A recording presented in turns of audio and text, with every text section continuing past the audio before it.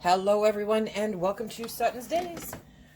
In case you didn't notice by the title, we are going to be doing something really cool. We are going to be making some maple cherry butter or cherry maple butter. I don't know which should go first. I don't know.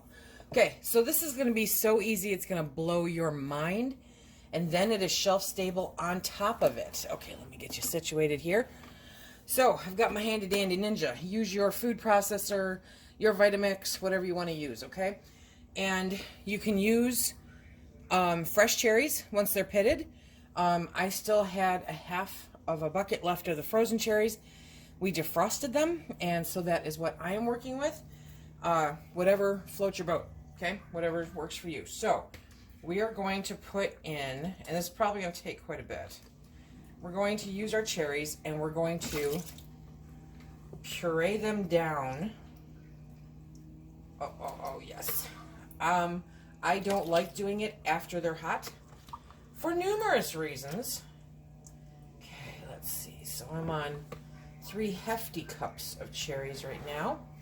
Okay, get out of there. Let's puree these down. Those could go a little bit more. So, but I'm going to add more to it first. So we're on 3 cups. There we go. This is going to be so crazy good. It's going to be your new favorite, and it's just in time for cherry season. Yeah. Well, at least here in Michigan, cherry season is coming up here pretty quick. Okay, so we're looking at 6 cups of pitted cherries. There we go. And now we're going to beat these up. Ooh, when it's done, I'll be back. You put that thing on puree, you just back up. Back up. Okay, now I'm making a mess. Okay, so now we're going to take these beautifully pureed cherries and we're going to add them to our pot.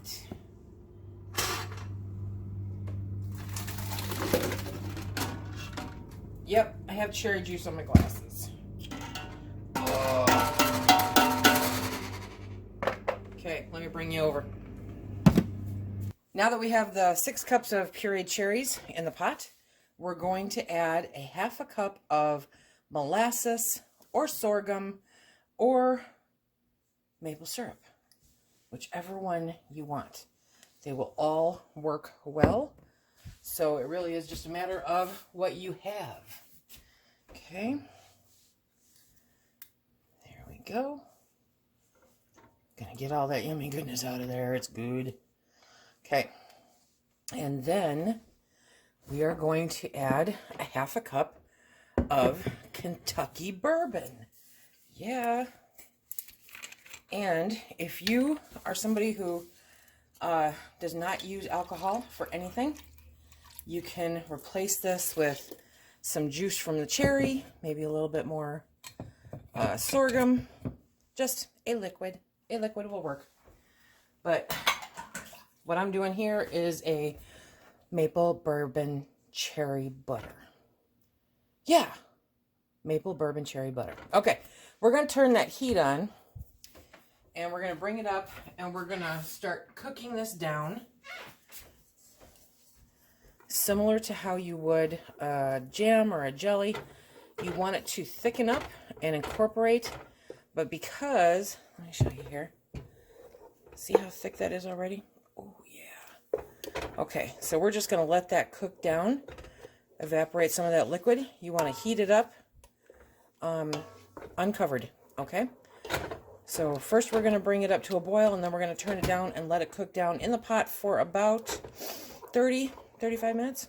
Oh, it smells amazing, you guys. Okay, you'll notice that with the sorghum, or the maple, or the, you know what I mean. Anyway, the molasses, that it will change color and kind of brown up a little bit. But that's fine. That's what it's supposed to do. So we're going to let this boil for 10 minutes, okay? And then we're going to turn the heat down and just let it simmer and cook off some of that extra liquid. You guys are gonna love this. Okay, my friends, so I've had it on a really low heat for an hour. And just now, I just turned up the heat a bit to try to cook off the last little bit of residual liquid. Now we're going to get it jarred up. Okay, I'm using pint jars just because this is staying here. So I'm not gonna worry about trying to dig up some jelly jars. I just took these out of the water. They're nice and hot. And we are putting in the hot cherry. Now, you are going to want to use jelly jars. I overfilled it. You're going to want to use jelly jars, you know, instead of the pint jars. The half pint jars are good for this. But like I said, this is going into our refrigerator. Okay. So you want to get that headspace up to a quarter of an inch. Now, I don't have enough for 2 pint jars here, but that's okay because we're only canning one of these jars. Dun, dun, dun, dun. Okay. So this one is going straight into the fridge. Okay, and this one, now that I took it out, I'm going to put a little back in to bring it back up to that quarter inch headspace. This is so good. I cannot believe how good this is. You've got the flavor from the maple and the flavor from the bourbon and the cherries, and it is just amazing. Just amazing. So this is going to be a wonderful treat. There we go. We'll just clean this one even though it's going in the fridge. Okay. So I'm bringing my water up to a boil. Now, I had a lot of questions on this last time. I'm using my pressure canner as a water bath canner. So what that means is that I'm filling it with water, enough to cover the jar, okay? And then I'm going to process it the same as I would for a water bath canner. And then I just put the lid on instead of latching it down and bringing it up to pressure. You're just putting the lid on it like you would a cover for any time that you use a water bath canner. And the water comes to a boil, and then you set your timer. So this is going to be water bath canned for 10 minutes. You want to make sure to get the water an inch, at least an inch over the top of the jar. And we'll be back. We have water bath canned this for 10 minutes. Let it sit for an extra 5, okay? And there we have it. It turned out beautifully. It's a really nice butter. It has an amazing flavor to it. Great cherry, very light hint of the bourbon and the maple. Oh my gosh, you guys, it is so, so good. I hope that you will give this a try, and I hope that you enjoy it as much as we do. Until next time, remember, be safe.